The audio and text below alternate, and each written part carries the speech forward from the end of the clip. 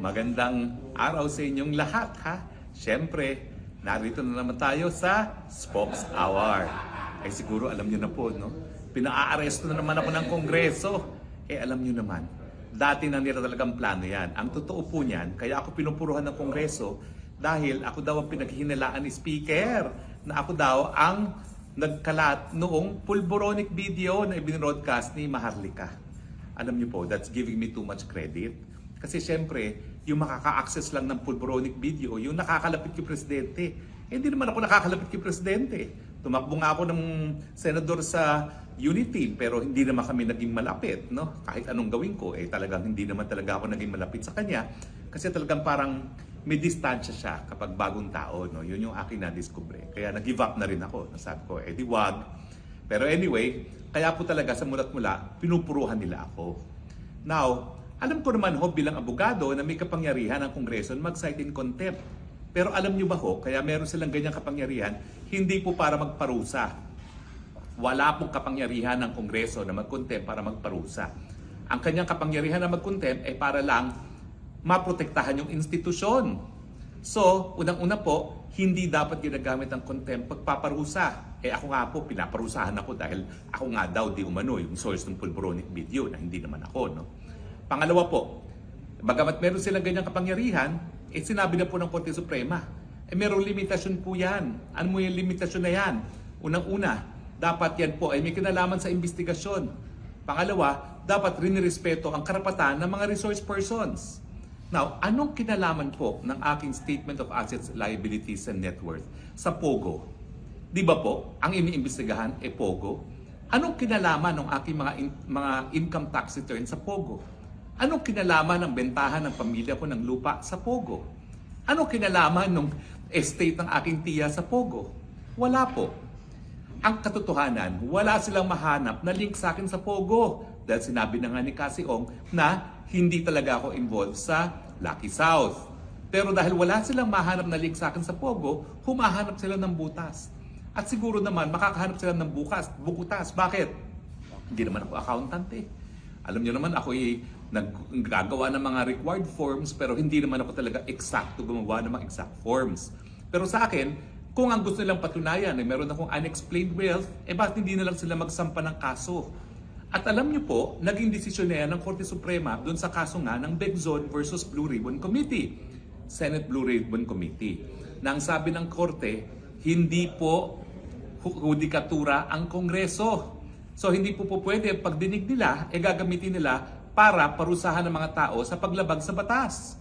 Kung talagang sa tingin nila na meron akong unexplained wealth, di magsampa sila ng kaso at ipapakita ko naman sa ombudsman o kung saan man, kung saan ko kinuha yung pera na pambili ng mga lupa. Kasi nga po, ang bilin sa akin ng lolo ko, pag ikaw nagbenta ng lupa, bumili ka ng lupa.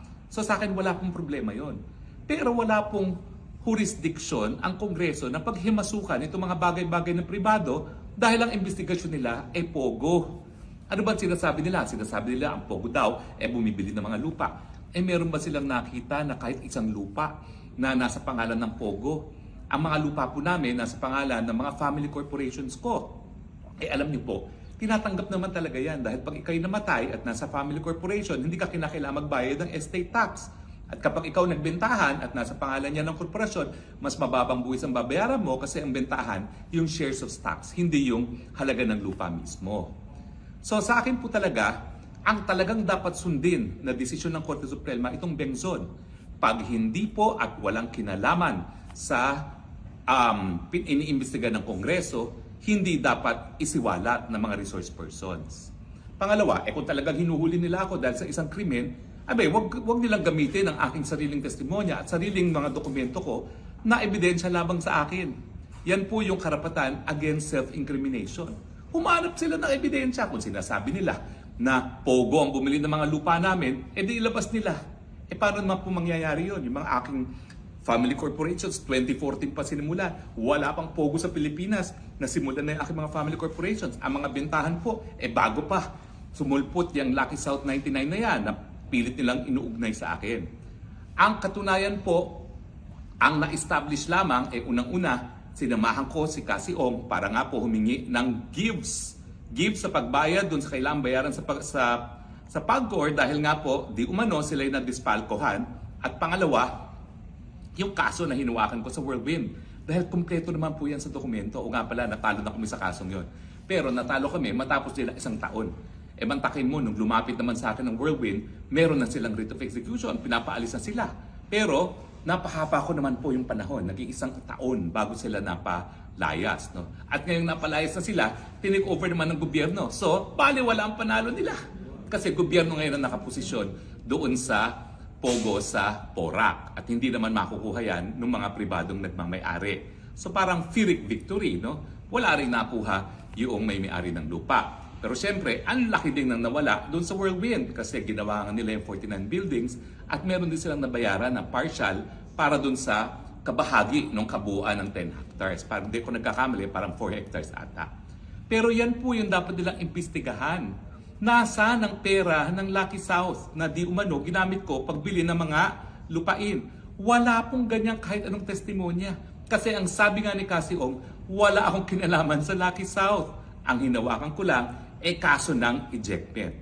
So siguro naman naintindihan ninyo kung bakit pati yung mga medical records ko anong pakialam ng mga medical records ko at ng misis ko sa investigasyon sa Pogo. At nakita nyo naman talaga yung tiya ko na namatay na, yung kanyang estate, anong kinalaman dyan? So sa akin po, hindi po ako unang-una hindi ako pugante sa batas. Mali po yung sinasabi ni East Barbers, the Barbers na ako daray pugante. Hindi po. Ang contempt of Congress, ikaw ay pinarusahan, pinapakulong ng Kongreso. Pero wala po akong batas na linabag. Nagsampa na po sila ng kaso laban kay Cassie at dun sa iba pang mga involved sa Lucky South 99. Hindi po ako kasama sa kahit anong kaso. Nagsampa nila ng kaso dun sa kay Alice Guo sa Banban. Hindi rin po ako kasama doon. So wala po akong kasong hinaharap sa piskalya o sa hukuman. Ang kaso ko lang po dahil ayaw ko nga ibigay yung mga dokumento na wala naman pong kinalaman sa investigasyon ng Pogo. At nandyan nga po yung desisyon ng Bengson bilang authority na hindi mapipilit na ibigay ang mga dokumentong wala kinalaman sa investigasyon. Hindi nga po siya po pwedeng tanungin ng mga bagay-bagay na walang kinalaman sa investigasyon.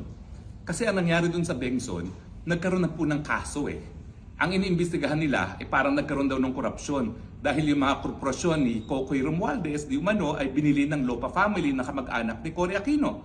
O ang sabi ng korte, hindi naman yan legislative hindi naman yan in aid of any legislation. Wala talagang batas na bubuuin. Ang gusto lang ma-establish corrupt din yung mga kamag-anak ni Cory. Sabi ng korte, dahil hindi siya in aid of legislation, hindi dapat ituloy ang investigasyon. At lalong-lalo na dun sa kaso ng Bengson na meron ng kasong nakasampa sa ombudsman. So kung gusto po nila akong kasuhan ng unexplained wealth, excuse me, napag-aral naman po ako ng aking mga pamilya sa Amerika, sa London, at saka sa UP, siguro naman hindi naman unexplained wealth po yan. No? At anongin yung mga kaklase ko, buhay naman ako sa isang gated community, hindi ko po pinag-aayabang yan. Kasi bilang Kristiyano po, talaga ang turo sa akin ng lola ko, bali wala po talaga itong mga material na mga possessions. Ang importante talaga, seek ye first the kingdom of God. Yan po talagang pinaniniwalaan namin.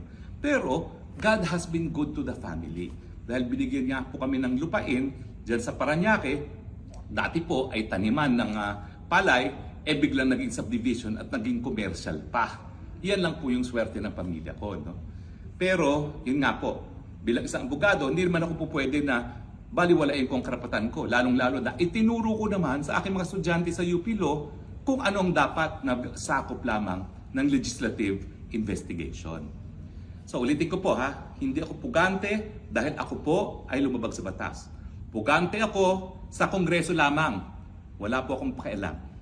Dahil ang tingin ko naman, kung ako'y na-cite in contempt of Congress, ang Kongreso naman po cited in contempt of the people of the Philippines. Hindi po tama yung ginagawa nila. Pasigaw-sigaw, kapag ayaw na sagot, contempt kaagad. Nagpa-power tripping na po sila. Miski wala po silang batas na binubuo, tuloy-tuloy ang paninira nila sa pamilyang Duterte. Doon sa extralegal killing, sa droga, at siyempre sa Pogo. Hindi po tama yan. Ako po yung naging mambabatas. Binibigyan ko po ng importansya yung institusyon. Pero anong batas ba ho ang bubuuin nila? Meron pa bang bagong batas na kinakailang buuin? Yung IHL code po, kami po nagsulong yan at batas na. So hindi lang po murder ang po pwedeng gamitin kapag nagkaroon ng widespread and systematic killings. No? Pwede rin ang crimes against humanity.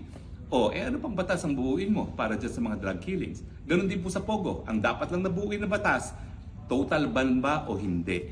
Bagamat doon sa SONA ni PBBM, sinabi niya total ban ng Pogo, ay nako. Iba na po pangalan nila, IGL. At ngayon may kumakalat, may lumulutang. Meron daw 12 na parang 12 disipulo ni Cristo na mai-exempt sa ban. So kapag sinabi kasi ban, lahat dapat bawal. Walang exception. Di ba po? Ay nako. So, anong tanong? Magpapa-aresto ba ako o hindi? Well, naniniwala po kasi ako na kapag ang Kongreso ay lumabag sa kanyang kapangyarihan at naging guilty of abuse of power at grave abuse of discretion amounting to lack of jurisdiction, illegal po ang kanilang order. Kinikilala ko po na kinakailangan magkaroon ng desisyon sa Korte Suprema. Kaya nga po, aantayin ko ang desisyon ng Korte Suprema. Samantalang nag-aantay po ako, importante po ang aking kalayaan. Hindi ko po isusurrender muli ang aking kalayaan gaya ng nangyari nung una na nasurrender ko siya ng isang araw nung ako po'y nagpakulong dahil di umano, dinisrespect ko raw ang Kongreso. Kung maalala nyo wala pong disrespect doon. Walang pagbabastos. Ang polite-polite ko pa nga. Pagamat, sabi nila, dapat makontent ako muli dahil ang dami ko raw masasakit na salita na sinabi matapos akong mapalaya. Alam niyo po, hindi gaya ng hukuman na pinuprotektahan laban sa pagbabatikos ng publiko, ang Kongreso po, hindi naman binibigyan ng ganyang proteksyon. Wala pong indirect contempt. Bakit? Kasi puro politiko po sila. Kaya po nilang sumagot. Samantala ang mga West, pinuprotektahan laban sa mga pagbabatikos kasi hindi sila makasagot. Ang kanilang sagot ay doon lamang sa kanilang mga desisyon. So, mga kaibigan, hindi po ako pugante. Ako po isang ordinaryong mamamayan, pinaglalaban ang kanyang karapatan. Alam ko po na makapangyarihan ng mga congressmen. Alam ko po napakadami nila. Pero ako naman po, bilang ordinaryong mamamayan, may proteksyon. Ang tawag po dyan, ang Bill of Rights ng saligang batas at paninindigan ko po yan. Dahil kung hindi paninindigan ng mga ordinaryong mamamayan ng kanilang karapatan, tuluyan pong lalabagin ng mga power trippers. Aantayin ko po ang desisyon ng Korte Suprema. Kapag sinabi ng Korte Suprema, ilabas ang dokumento, ilalabas ko po yan. Pero sa ngayon po, antayin muna natin ang desisyon ng hukuman. At kung ako ay in contempt of Congress, tatanggapin ko po yon dahil ako naman, hinihimo ko ang aking mamamayang Pilipino, i-contempt of the people po natin ang Quad Committee at itong Kongresong ito. Maraming salamat po sa inyong patuloy na suporta at pagtangkilik Alam niyo po talagang nag-iisa lang ako. Ang kalaban ko, isang napakalaking institusyon, mga mayayaman, mga makapangyarihan, speaker, na kamag-anak pa ng presidente. Pero, nandyan po ang aking pananampalataya sa Panginoon at nandyan po aking paniniwala na ang sambayang Pilipino, suportado po kapag pinaninindigan ang karapatan ng mga ordinaryong mamamayan. Maraming salamat po at gaya ng aking palaging sinasabi, I love you Philippines. You're the only country that I have because you're the only country therefore that I will love. Magandang araw po sa inyong lahat.